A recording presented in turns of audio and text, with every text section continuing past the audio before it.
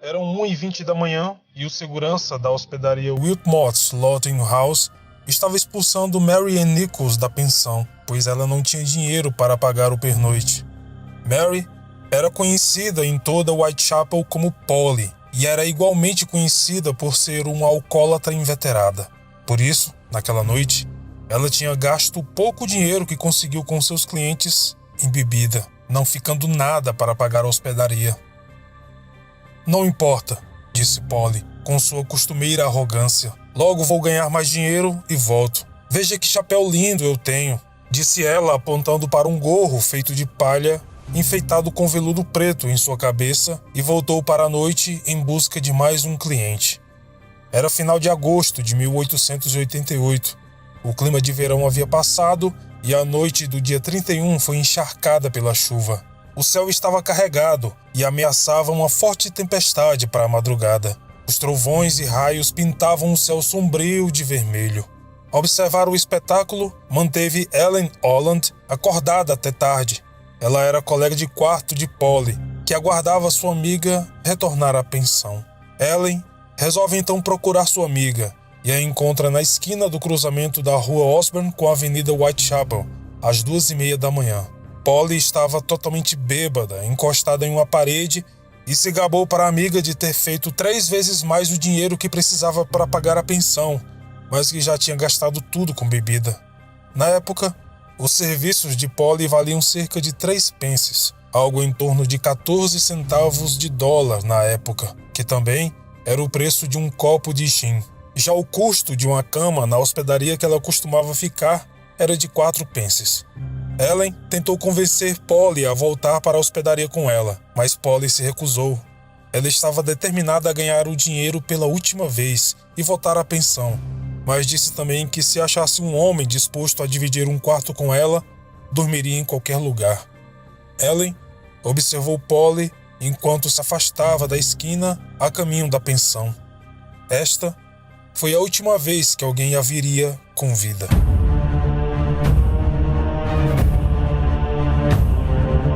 Às 3h30 da madrugada do dia 31 de agosto de 1888, um carroceiro chamado Charles Cross seguia pela estreita avenida de Bucks Row, a caminho do trabalho.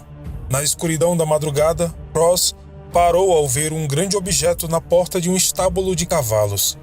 Ele se aproximou para investigar, pensando que era uma lona abandonada na rua.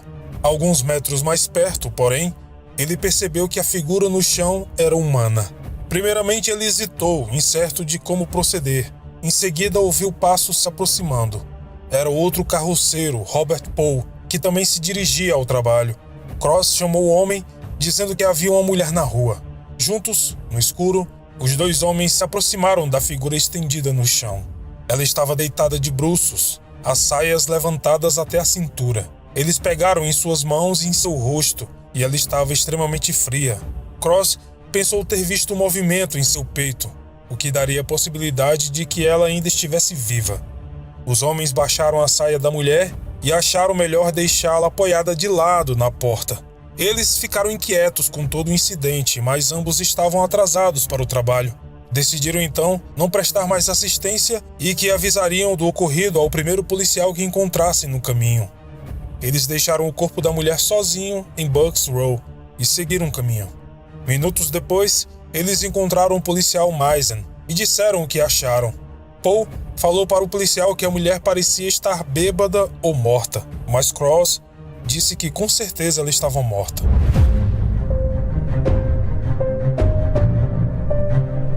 Provavelmente, mais do que qualquer uma das vítimas do estripador, a vida e o declínio de Mary Ann Nichols são os mais bem documentados. Isso devido ao extenso inquérito policial sobre a sua vida pessoal, bem como depoimentos daqueles que a conheciam. Os anos que antecederam a morte de Polly, particularmente entre 1887 e 1888, foram marcados pelo alcoolismo, pequenos crimes e discórdia familiar, cuja roupa suja foi lavada em público durante o terror que abalou a comunidade. Mary Ann Nichols era filha de Edward Walker, um serralheiro, e de Caroline Walker, e nasceu em 26 de agosto de 1845. Ela se casou com William Nichols, um maquinista, em 1864. Eles estavam juntos há mais de 15 anos e tiveram 5 filhos: Edward John Nichols, Percy George, Alice Esther, Eliza Sarah e Henry Alfred. Então, por volta de 1880, o casamento começou a desmoronar. O pai de Polly, Walker, ficou furioso com o rompimento e espalhou boatos de que William Nichols havia sido responsável pelo fim do casamento. Afirmou também que Polly estava confinada com problemas de saúde e que o marido dela estava tendo um caso com a sua enfermeira. William não negou o caso com a enfermeira, apenas a ideia de que esse caso havia sido o motivo do fim do casamento. A verdade é que Polly estava se afundando em álcool e isso estava afetando principalmente o seu marido e seus filhos. Certa vez, William deu a ela o dinheiro das compras da semana e Polly gastou tudo com bebida em apenas um dia. O boato de Walker, no entanto, era tão amplamente acreditado que foi abordado no inquérito sobre a morte de Polly. William alegou que o seu caso com a enfermeira só teria começado após o fim do seu casamento. Ele provou isso mostrando uma certidão de nascimento, testemunhando que seu filho, com sua amante, nasceu depois que Polly saiu de casa. Ele disse que quando a conheceu, ela já bebia, mas o vício foi aumentando a cada dia mais e ele já não sabia o que fazer.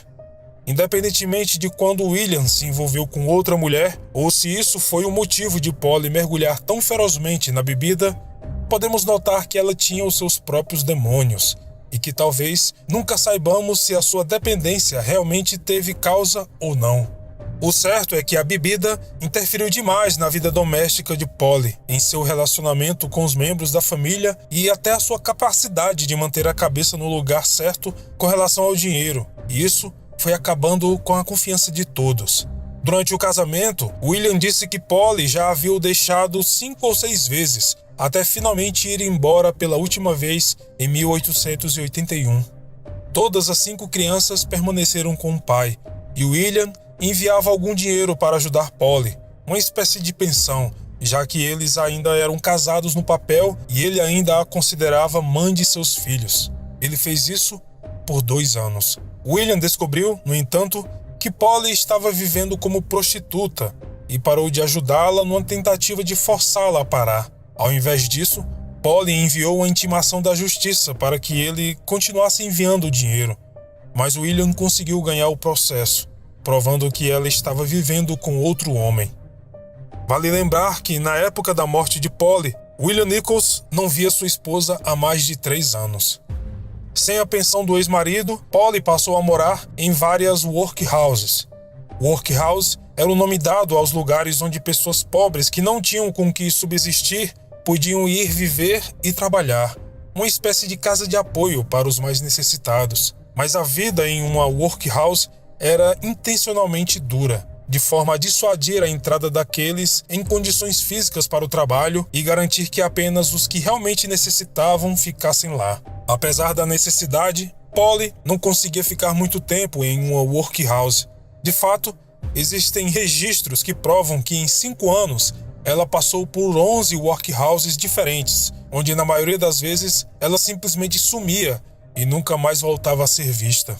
Em maio de 1883, ela passou alguns meses com seu pai, mas logo foi embora devido ao seu exagero com a bebida. Nesta época, o seu pai profetizou que a sua forma de vida iria acabar matando-a. O relacionamento deles era caracterizado por constantes brigas, e logo, Polly estava na rua novamente, interrompendo todo o contato com seu pai. Em 1885, ela estava morando com um homem chamado Thomas Dill, um respeitado ferreiro local, mas poucos meses depois desapareceu novamente e foi morar em uma workhouse chamada Lambeth, local onde passou mais tempo e fez várias amizades, inclusive com sua xará, Mary Ann Monk. Em julho de 1886, ela compareceu ao funeral de seu irmão, que havia sido morto após a explosão de uma lâmpada de parafina. Foi observado pela família na época que ela estava respeitosamente vestida e parecia estar mudando seus hábitos.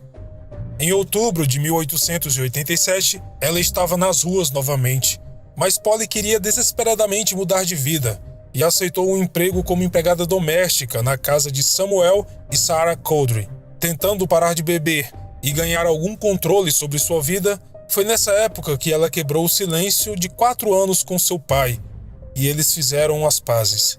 Polly chegou a enviar uma carta para o seu pai, que foi anexada ao inquérito de sua morte. A carta dizia: "Estou certa que você ficará feliz em saber que estou estabelecida em um novo emprego, e estou muito bem até agora. Meus patrões viajaram ontem e me deixaram como responsável pela casa. Então, eu estou no comando. Aqui é um lugar grandioso por dentro, com árvores e um enorme jardim na parte de trás. Tudo foi recentemente feito. É tudo muito novo e bonito.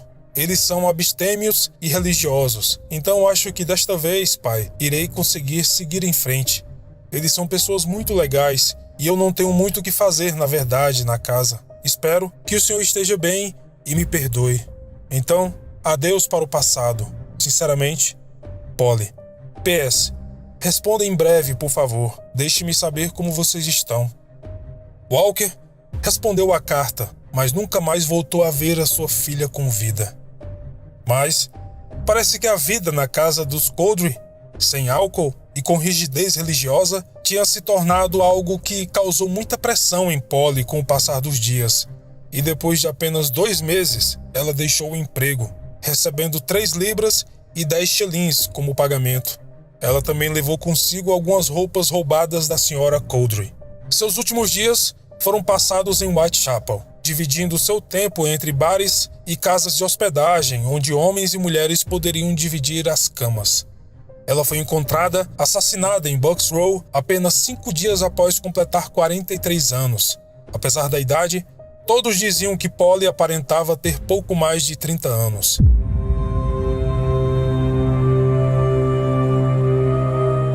Minutos depois de os carroceiros deixarem o corpo de Polly, 2 policiais, John Neal e John Tay, estavam andando pela rua em sua patrulha rotineira. Eles se depararam com um cadáver caído no chão em Bucks Row. Iluminando o corpo com sua lanterna, Neal viu que seus olhos ainda estavam abertos, aterrorizados, olhando sem vida para o céu da manhã. Quando Tay se aproximou para oferecer ajuda, a lanterna de Neal iluminou os cortes na garganta da mulher, quase ao ponto da decapitação completa.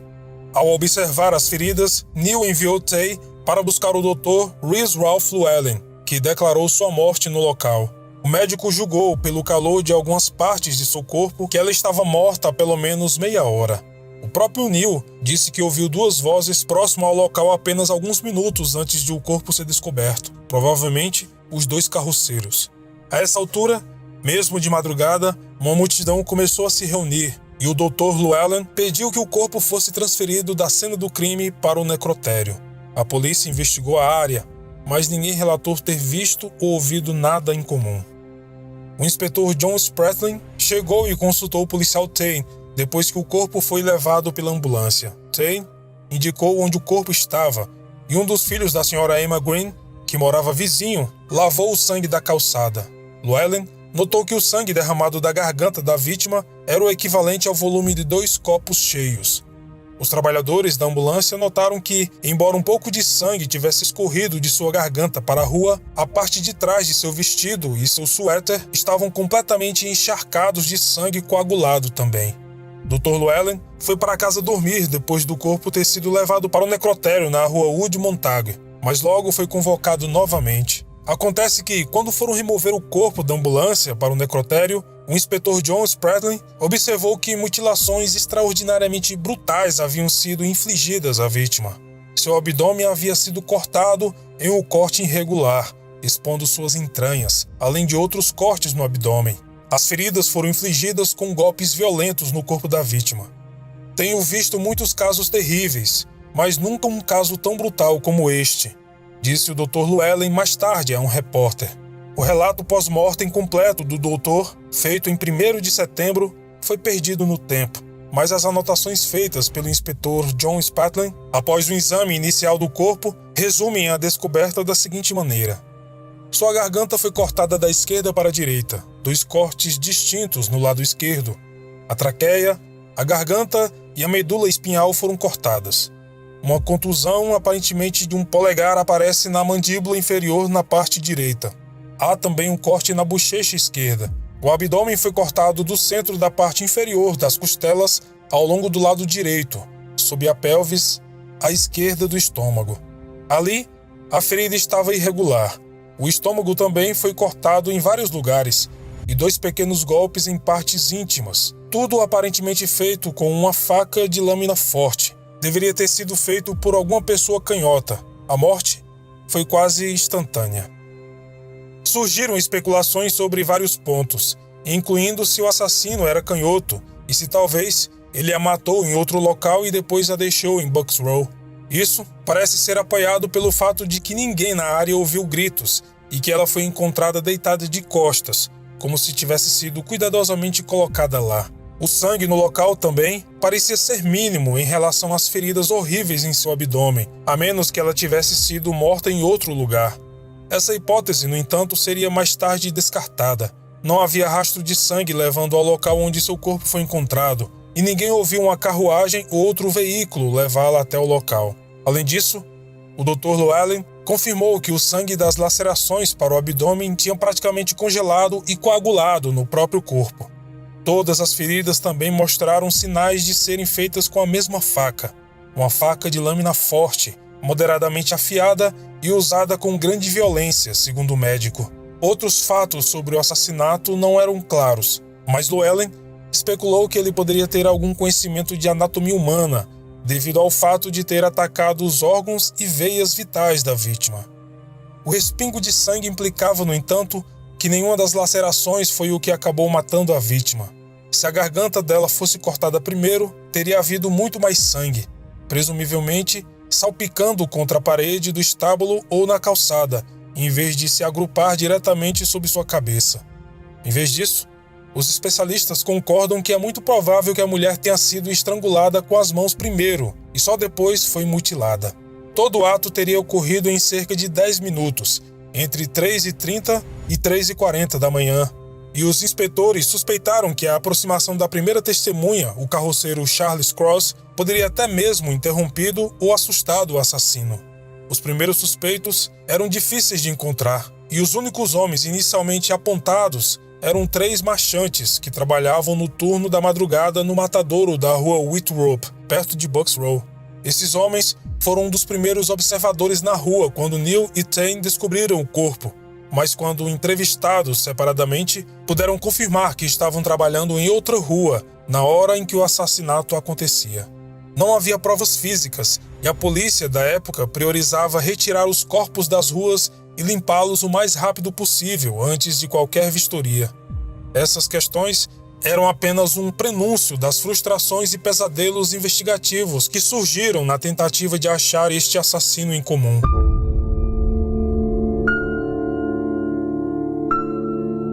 Identificar a mulher, tão desfigurada por seu ataque, foi assustador no começo. Ela tinha cerca de 1,65 m de altura, com cabelos escuros, olhos negros e pele branca. Seu cabelo estava começando a ficar grisalho com a meia-idade e estava faltando 3 dentes. Suas roupas estavam bem gastas, indicando que ela provavelmente era uma mulher sem sorte. Esta suposição foi apoiada por um achado útil. Sua nágua mostrou a marca da Workhouse Lambeth. Investigadores chamaram alguém do lugar para ir ao necrotério e ajudar a identificar o corpo. Mary Ann Monk chegou e reconheceu o corpo no necrotério como sendo Mary Ann Nichols, que havia morado na mesma workhouse que ela meses antes. A notícia do assassinato circulou em torno de Whitechapel, e Ellen Holland logo veio da pensão na rua Trowell para confirmar que a vítima era, de fato, a sua amiga Polly. Ellen foi às lágrimas ao vê-la. Apesar da reputação de Polly como bêbada e depravada, Ellen a considerava uma pessoa agradável e relatou que ela era uma mulher muito limpa e que sempre lutou para se manter sozinha. No dia seguinte, o pai de Polly, Edward Walker, e seu ex-marido, William Nichols, vieram fornecer a identificação para ela também. Visivelmente, ambos os homens ficaram muito afetados pela morte de Polly, e William teria dito: "Eu te perdoo, meu amor, pelo que você se tornou e por tudo que você foi para mim."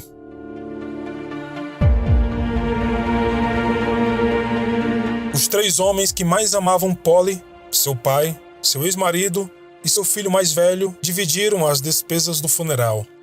Ela foi enterrada em 6 de setembro de 1888, em um caixão de madeira escocesa polida. Um carro fúnebre levou o corpo em um pequeno cortejo, com amigos e familiares até o cemitério da cidade de Londres, o cemitério Manor Park. Ela foi enterrada sob a lápide número 210-752. Em 1996, os administradores do cemitério mandaram fazer uma placa que foi colocada para marcar o seu túmulo e permanece lá até hoje. O inquérito da morte de Mary Ann Nichols ficou aberto até 24 de setembro de 1888. No que se refere às evidências, não havia nada que pudesse identificar o assassino de Polly. A morte ainda é um dos maiores mistérios da vida. É inevitável nos questionarmos o porquê de certas pessoas morrerem em circunstâncias tão trágicas, ou mesmo temer o nosso próprio fim. Há, no entanto, milhões de possibilidades de lidarmos e refletirmos sobre a morte não ser apenas um momento unicamente de dor, mas como uma parte incontornável da vida. Quem sabe, pensando e aprendendo sobre esse implacável acontecimento, podemos encará-lo de forma mais corajosa e acreditar que, no fim, tudo foi por um propósito maior. Infelizmente, 9 dias depois que o corpo de Polly foi encontrado, e apenas 2 dias após ela ter sido enterrada, outra vítima seria levada para o necrotério de Whitechapel. A mulher era Anne Chapman.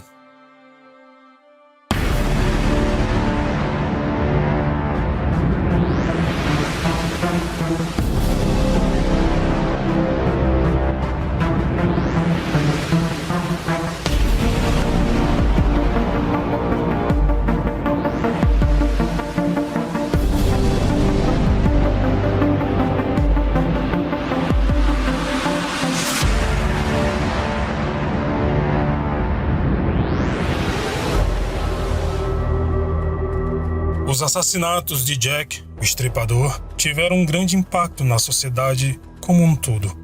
De fato, ao focar a atenção da imprensa e do público em geral nas ruas e nas pessoas de um dos bairros mais pobres e mais habitados por crimes de Londres, Jack, quem quer que tenha sido, conseguiu expor a parte sórdida da sociedade vitoriana e, ao fazê-lo, ajudou a criar uma consciência entre os cidadãos mais ricos de Londres sobre as terríveis condições sociais que se tinham permitido desenvolver, em grande parte, ocultas, mesmo à porta da cidade de Londres, a porta da região mais rica do mundo na época. A história de Jack é muito obscura e profunda para ser explanada em apenas um vídeo. Nos vídeos subsequentes desta série, iremos nos aprofundar mais ainda no caso e observar cena por cena, crime por crime. Venham comigo e vamos nos aprofundar em um dos maiores mistérios criminais que o planeta Terra já viu. Gostaria de pedir, portanto, a sua contribuição. Não quero dinheiro, doação ou nada do tipo. O que peço é simples. Esta pesquisa foi bem longa. Eu a iniciei em 2017. Então pediria que, como apoio, a cada vídeo que for postado, você curta, comente e compartilhe o vídeo com seus amigos ou em suas redes sociais para ampliar mais ainda os horizontes do canal. Novamente, muito obrigado a todos e a todas pelo carinho e atenção. Conto com vocês, como sempre contei para o crescimento do canal. E como sempre, nos vemos nos comentários. Até mais.